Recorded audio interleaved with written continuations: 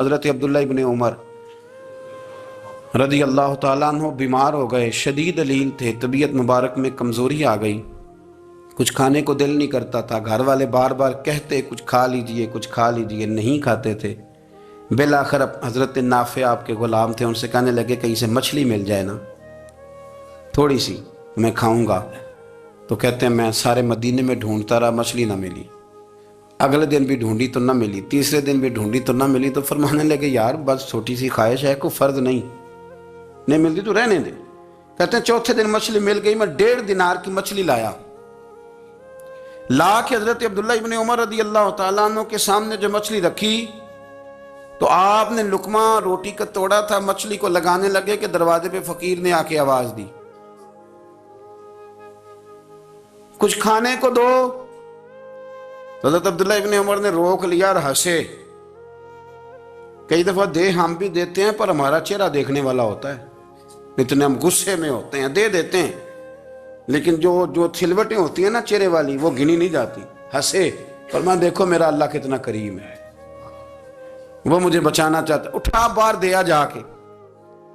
تو خادم اب حکم کا پابند تھا، وہ لیت اللہ تو کر نہیں سکتا تھا، وہ گیا اور جا کے دے آیا۔ فقیر جب سارے محلے سے آٹا اکٹھا کر لیتے ہیں تو پھر ایک جگہ جا کے بیچتے بھی ہیں۔ دے آیا، وہ 2 گلیاں آگے گزرا تو میں پیچھے دوڑا گیا، میں نے کہا سچ بتا کھانی ہے کہ بیچنی ہے؟ وہ کہنے لگا جو بھی سبب لگ جائے کر جاؤں گا، آپ نے دے جو دی ہے۔ تو کہتا ہے میں نے اسے کہا کہ یہ 1.5 دینار کی میں نے خریدی تھی، اگر تو 2 دینار کی مجھے بیچ دے تو آج کل مچھلی مدینے میں مل نہیں رہی، تو میں اپنے آقا کو دے دوں گا، وہ یہی کھائیں گے، بیمار ہیں۔ تو کہنے لگا جی بسم اللہ، مجھے کیا اعتراض ہے، 2 دینار مل رہے ہیں، 1.5 کی مچھلی، اور 1.5 کی بھی کسی نے نہیں خریدنی تھی، اب تو پک گئی۔ فرماتے میں نے 2 دینار اس کو تھمائے، وہ مچھلی اس سے خریدی اور خرید کر کے میں لا کے حضرت عبداللہ ابن عمر کے سامنے دوبارہ رکھی۔ تو فرمایا یہ کیسے آ گئی؟ میں نے کہا حضور 1.5 کی خریدی تھی اور پھر فقیر کو دے دی، اب اسی سے میں 2 دینار کی خرید کے لایا ہوں، آپ قبول فرمائیں۔ تو فرمانے لگے تم نے اچھا نہیں کیا، اب اس طرح کرو 2 دینار بھی اسے دے اور مچھلی بھی واپس دے آؤ۔ عرض کی حضور کیوں؟ فرمایا تم نے قرآن نہیں پڑھا؟ حضور پڑھا ہے۔ فرمایا رب فرماتا ہے لن تنالوا البر حتی تنفقوا مما تحبون، تم بھلائی کو اس وقت پہنچو گے جب اپنی پیاری چیز راہ خدا میں خرچ کرو گے۔ امام غزالی نے لکھا ہے، فرمانے لگے دیا، تو وہ حضرت نافع کہتے ہیں میں دینے گیا، دے کے واپس آیا تو کچھ پریشان تھا، کیونکہ مجھے بھی 4 دن ہو گئے تھے نا تلاش کرتے، تھوڑی طبیعت میں مایوسی تھی کہ اتنی محنت سے میں نے لایا اور آپ نے واپس کر دی۔ تو حضرت عبداللہ ابن عمر نے مجھے قریب بٹھایا، پھر مجھے تھپکی دی، فرمانے لگے پتر میں نے ویسے بھی کبھی جھوٹ نہیں بولا، اور آج کل تو میں ویسے ہی بیمار ہوں، ٹائم ہی نہیں، وقت ہی نہیں، موقع ہی نہیں جھوٹ بولنے کا۔ میں تجھے سچ بتاؤں، مجھے مچھلی کھا کے اتنا سکون نہیں ہونا تھا جتنی اللہ کے راستے میں خیرات کھا کے مجھے سکون ہوا۔ تو تجھے تو میری راحت سے غرض ہے نا کہ مجھے راحت کیسے ہوتی ہے، تو مجھے سکون ملا ہے راہ خدا میں دے، میں نفسانی خواہش پوری کر لیتا تو یہ میرا نفس کل پھر مجھ سے مچھلی مانگتا، پرسوں کہتا نہیں چھوٹے گوشت کی یخنی بھی چاہیے۔ ہم لوگ الجھ گئے ہیں، بہت بڑے قیدی ہیں اپنے آپ کے، بڑے قیدی، سارا دن اپنی خواہشات کی تکمیل میں بھاگے رہتے ہیں، بڑے بڑے سونے نوجوان۔ میں ان پہ تنقید نہیں کرتا، مجھے ان پہ ترس آتا ہے۔ جب میں رات کے اندھیروں میں انہیں ٹیلی فون لے کے چوکوں میں کھڑے دیکھتا ہوں تو مجھے رحم آتا ہے۔ میں کہتا ہوں دیکھو نفس کی خواہش کے پیچھے یہ کیا مثلاً آخر کیا ہے اس میں؟ ایک عورت کے پیچھے تباہ کر لیا اپنے آپ کو، یعنی زیادہ سے یہ کوئی مقصود ہے؟ یہ کوئی مقصد حیات ہے جس کو مقصد بنا لیا ہے؟ میرے عزیز بات کو سمجھ لیں، اتنا خوبصورت آدمی ہے اور اتنا اس کا اونچا قد کاٹ ہے، اور کیا کس کے پیچھے یہ بھاگا ہوا ہے؟ بڑا سمجھدار، دانشور، عقل مند آدمی، ذی روح بندہ، لیکن اس کا سٹیٹس آپ یہ ملاحظہ کریں کہ وہ 20-40 ہزار کی خاطر جھوٹ بولتا ہے، دھوکہ دیتا ہے، فریب اور فراڈ کرتا ہے۔ ہم اپنی نفسانی خواہشات کے پیچھے اس طرح بھاگتے ہیں کہ ہم اصل سے رہ جاتے ہیں۔ میری باتوں کی سمجھ آ رہی ہے آپ حضرات؟ تھوڑا تھوڑا کر کے، ایک ایک کر کے ان کی باتیں کم مانیں۔ وہ ضروری تو نہیں نا کہ سویرے ناشتہ بازار سے اپنی مرضی کا تگڑا کیا ہے، بازار سے لا کے پوڑیاں چنے بہترین کھائے، اور پوڑیاں چنے ابھی کھائے نہیں، شاپر میں ڈالے ہوئے ہیں، اور وہ لے کے ابھی آ رہا ہے تو ساتھ ہی رستے سے गोश्त भी छोटा अच्छा लगा तो 2 किलो वो भी ले आए कि पूड़ियाँ चने खाऊंगा और दोपहर के लिए गोश्त पकाऊंगा। वो पहले ये तो खा ले साहब, इससे तो निजात पा ले। ये पता नहीं हजम होता है कि कुछ और करता है तेरे साथ, लेकिन वो गोश्त भी साथ ले आया। यानी टेबल पे, नाश्ते के टेबल पर बैठ के फैसला हो रहा होता है कि हमने क्या खाना है, हमने किधर जाना है। संगियो याद रखो, बातों को समझो और गौर करो। ये थोड़ा थोड़ा करके जब हम छुटकारा हासिल करने की कोशिश करेंगे ना, छुटकारा हासिल करने की, कई जगह से, किसी जगह से अगर आपको तंबी होती है ना, तंबी, उसमें भी बड़ा मजा आता है। उसमें बड़ा, हमारे एक बुजुर्ग थे, तो एक दिन ना मैं गया तो कहने लगे अल्हम्दुलिल्लाह आज मैं बड़े सुकून में हूँ। मैंने कहा जी वो क्या हुआ? कहने लगे मैं अपने आप को बड़ा पीर साहब समझने लग गया था। तो एक वापडा के किसी आदमी से काम था, तो मेरे एक दोस्त ने मुझे कहा कि पीर साहब उसको टेलीफोन कर दें, सुना है आपका अकीदतमंद है। मैंने उस बंदे को टेलीफोन किया तो कहता पीर साहब मैं इज्जत आपकी बड़ी करता हूँ पर यह काम नहीं हो सकता। कहते जब उसने मुझे कहा ना तो कुछ भी नहीं, तो मुझे बड़ा मज़ा आया, वरना मेरा तो नफ्स फूल गया था। मैं तो समझता था कि जो मैं कहता हूँ वैसे ही हो जाता है। कहते उसने थोड़ा सा ना मुझे लेवल में किया है, मुझे मज़ा आया। ये लोग ना अपने ऊपर बोझ डालते थे, ये थोड़ा थोड़ा पीछे हटते थे, ये समझते थे कि इस तरह तो हमारी तकमील रह जाएगी। सुबह से शाम तक अगर इसी नफ्स की बातें मानते जाएंगे तो खराबी करेगा। दौलत का नशा है भाई, दौलत इकट्ठी करने वाला किसी जगह सैर नहीं होता। हुस्न का नशा है, हुस्न का नशा है। हजरत अबू बकर शिबली रहमतुल्लाह अलैह फरमाया करते थे जो तेरी बेटी को खूबसूरत समझ के उसके साथ निकाह करना चाहे उसे बेटी ना देना। हजरत जी क्यों? फरमाया हुस्न तो थोड़े दिन के बाद खत्म हो जाएगा, फिर वो इसकी कदर नहीं करेगा, वो तो कहीं और मुंह मारता फिरेगा। हज़रत अबू बकर शिबली रहमतुल्लाह ताला अलैह की बेटी खूबसूरत थी। एक नौजवान कहने लगा मेरा निकाह कर दें। आप फरमाने लगे पुत्र तो 1 महीने के बाद आना, कर दूंगा। बड़ी मोटी ताज़ी खूबसूरत साहिबजादी। तो हजरत ने उसे दवाई खिलाई, उसे पखाने लग गए। जो पखाना करती एक मटके में संभाल देते। थोड़ा वक्त गुजरा तो वो हड्डियों का पिंजर बन गई। महीने भर में दस्त इतने आए कि कमज़ोर हो गई। तो अबू बकर शिबली 1 महीने के बाद नौजवान को बुलाया, फरमाया इधर आ तेरा निकाह करूँ। बच्ची दिखाई तो वो कमज़ोर बिस्तर पे पड़ी। फरमाया शादी कर? कहने लगा इससे नहीं मैंने करनी। फरमाया ये वही है? कहने लगा जी नहीं। फरमाया तू तो कहता था मुझे इश्क है, किधर गया तेरा इश्क? कहने लगा हजरत साहब आप कैसी बात कर रहे हैं? फरमाया इधर आ। फिर वो मटका जिसमें गंद रखा था वहां ले गए। फरमाने लगे तेरा इसके साथ इश्क था, ये है तेरा इश्क। फरमाया अच्छा तो मैं 4 दिन रोटी खिलाऊंगा फिर तंदुरुस्त हो जाएगी, लेकिन मैं देखना चाहता था कि तू मेरी बेटी से प्यार करता है या उसके चेहरे पे आने वाली कुछ वक्त के लिए सुर्खी से प्यार करता है, उस लाली से प्यार करता है जो जवानी के वक्त बच्चों और बच्चियों पे आती है।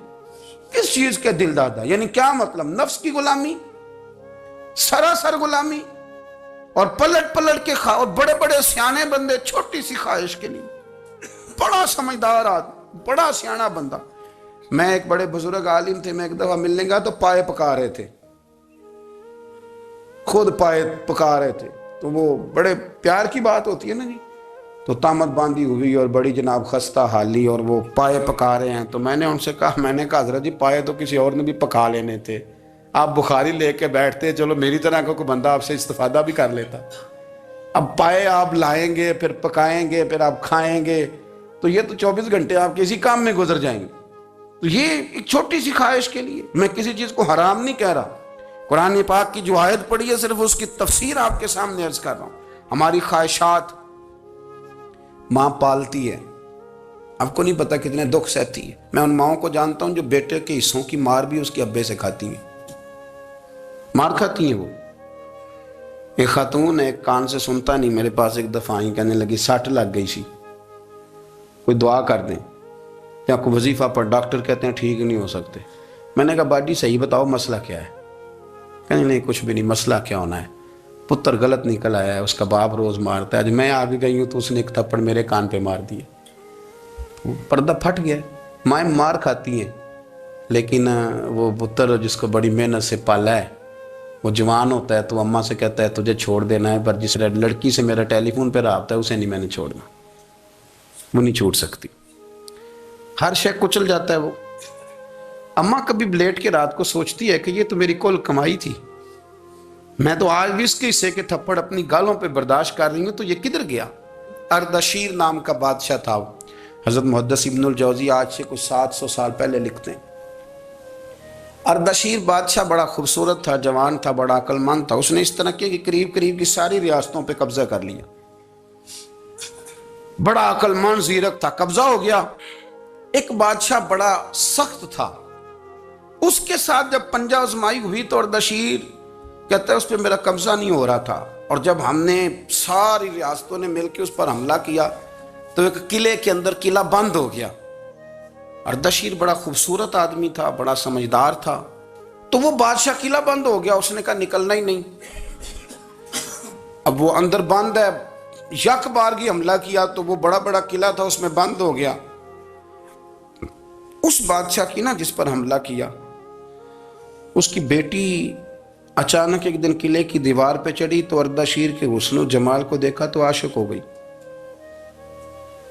اور اپنے ہی باپ کے خلاف اسے کہنے لگی کہ اگر تو میرے ساتھ شادی کا وعدہ کرے نا تو میں تجھے رستہ بتاتی ہوں حملہ کرنے کا۔ اس نے کہا میرا وعدہ رہا، تو رستہ بتا۔ اس نے رستہ بتایا اس لڑکی نے، اور بادشاہ نے حملہ کیا تو اس کا باپ قتل کیا، اس علاقے پہ قبضہ کیا شادی کے وعدے پر۔ ہاں نفسانی خواہش بندے کو اندھا کر دیتی، نہیں سمجھ آتی اس کو میں کدھر جانا ہے، اندھا کر دیتی۔ حملہ کیا، اور جب اس لڑکی کو لے کے آیا نا اپنے محل میں، تو پہلے دن شادی کی پہلی رات تھی، تو بستر بچھایا کنیز نے، تو وہ کبھی کروٹ ادھر بدلتی کبھی ادھر بدلتی، تو بادشاہ کہنے لگا کیا ہے؟ کہنے لگی بستر میں کچھ ہے، مجھے تکلیف دے رہی۔ اس نے چراغ جلائے، اور جب بستر اٹھایا تو ایک اتنا سا دھاگا نکلا۔ دھاگے سے عموماً تکلیف نہیں ہوتی، تو اس نے کہا تو اتنی نرم و نازک ہے کہ دھاگا؟ کہنے لگی میرا باپ نا میرے ساتھ اتنا پیار کرتا تھا کہ روز میرا بستر بھی خود بچھاتا تھا، اور اس نے آلہ رکھا ہوا تھا، وہ ناپتا تھا کہ کوئی پایا اونچا نیچا تو نہیں، میری بیٹی کا بیلنس سوتے وقت خراب نہ ہو جائے، اور میرے لیے گوشت اور کپڑے بھی خود پسند کر کے لاتا تھا، کھانے پینے کا خود خیال کرتا تھا۔ اردشیر کہنے لگا اچھا وہ اتنا پیار کرتا تھا، اور پھر تو نے اس کے ساتھ کیا کیا؟ کہنے لگا بلاؤ کنیزوں کو بلایا، فرمایا اس کو اٹھاؤ اور جلاد کے پاس لے جاؤ، اسے کہو کہ اس کے بال ایک گھوڑے کے ساتھ باندھے، پیر دوسرے گھوڑے کے ساتھ باندھے، اور ایک گھوڑا ادھر بھگا دے، کدھر بھگا دے؟ یہ جس کے باپ نے اتنا پیار کیا، یہ نفس کی اتنی غلام ہے کہ اس کی وفادار نہیں رہی تو میری وفادار کیسے بنے گی؟ اس نے اتنے نازوں سے پالا کہ دھاگا اسے برداشت نہیں۔ او یارو یاد رکھو، اگر نفس کی غلامی کرو اور بڑے بڑے وفاداروں کو چھوڑ کے غلامی کرو تو پھر کہو وفادار مل جائیں، کوئی بول اب لڑا نہ بول بیٹھی ہوں دے خسم ناراض بڑ بولیاں دے، کہاں سر کھائے تے بلبل ٹھنڈ پائے، بڑے فرق نہیں سجنا بولیاں دے، جڑیاں خسماں دی وچ رضا وسن، بھاگ جاگ جاندے انہاں گولیاں دے، آپ ادلیاں نو سردار پین تکے تے شرما والیاں نو چوٹے ڈولیاں دے۔ اپنے نفس کے پیچھے چلو گے تو یہ تباہی ہے۔ جب ہم نے کسی سے وفا نہیں کی تو یہ کیا امید ہوئی کہ دنیا ہم سے وفا کرے گی؟ اللہ رسول کی مرضی کے مطابق اصول پسند زندگی بنائیں، ایک ایک کر کے اپنی خواہشات سے پیچھے ہٹیں، تھوڑے پہ گزارا کرنا سیکھیں، اپنے نفس کو سمجھائیں۔ ضروری نہیں کہ روٹی ہر وقت مزے کے لیے کھائی جائے، کبھی کمر سیدھی کرنے کے لیے خشک روٹی بھی کھا کے دیکھو، کبھی سادہ کھانا اس پہ بھی اکتفا کرو، کبھی تھوڑا کھر کے اچھے طریقے سے سادے کمرے میں بھی اللہ کو یاد کر کے دیکھو۔ نفس کے پیچھے نہ بھاگیے گا، تباہی کرے گا۔ رب کریم سمجھنے کی توفیق رفیق عطا